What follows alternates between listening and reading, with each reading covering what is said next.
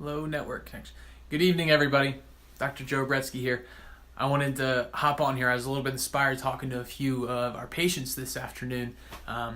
And one of the big, huge things I realized, I was reading this article and I linked below it in the title, but it's a story. I'm going to tell you a story, and basically what the idea is, this guy, in the main article, went through a sports injury, had a traumatic brain injury, which we know what that is. That's a concussion, right? It's an umbrella terminology, but the main one is concussion. David, thank you for joining. Everybody, if you hop on in, make sure you type in where you're coming from. But what was going on with this gentleman in the article is he had a sports injury, knocked his head, hit his head, and he had a head injury. Now, if you have enough force to rattle your head, right, and your brain is getting jostled inside, there's no doubt about it that you have a neck injury. The neck is super, super mobile, which means it's also very unstable, right? So this guy in this article was playing sports, had a traumatic brain injury, got his head jostled around, injured his neck. Now, the best CT machines, the best MRIs in the world could not diagnose that he had a neck injury. They knew he had a head injury. They knew he had a concussion. So he went on, his grades started falling. He went through all sorts of crazy stuff, labeled as ADHD and all these big mental conditions. They had no idea what was wrong with him. And the long story short, he ended up going into what's called craniosacral therapy, and synonymous with a lot of what we do in chiropractic. And it's specifically cited in the article.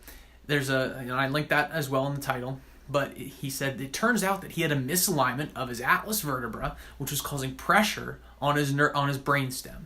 This pressure on the brainstem impacted everything that this guy had what was going on with him. It was impacting his performance, impacting his mental clarity. Was labeled him as ADHD.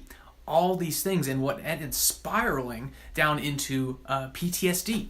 So he ended up getting PTSD from whatever it was. And the reasoning behind this, which we now know, anybody look up, it's a science geek, look up Phonar, FONAR.com, and it's an upright MRI. And what this technology shows us is that the CSF fluid, it's the fluid that bathes the brain, cleans the brain, helps detoxify the brain, was not draining out of the skull properly with an atlas misalignment.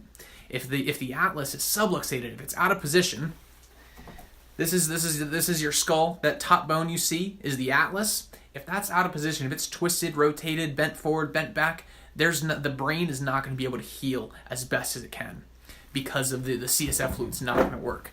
That means this chart right here, see the brain turns down into brain stem and spinal cord.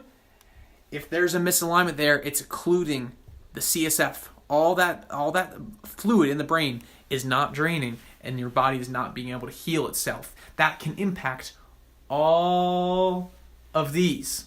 Sorry, a little reverse imaging there. But anyways, guys, the idea here is that chiropractic is not necessarily just about neck pain, back pain.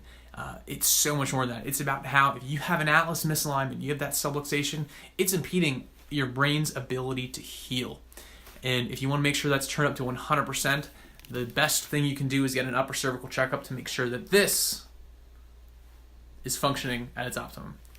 Thank you guys, and I'll talk to you all in the next video.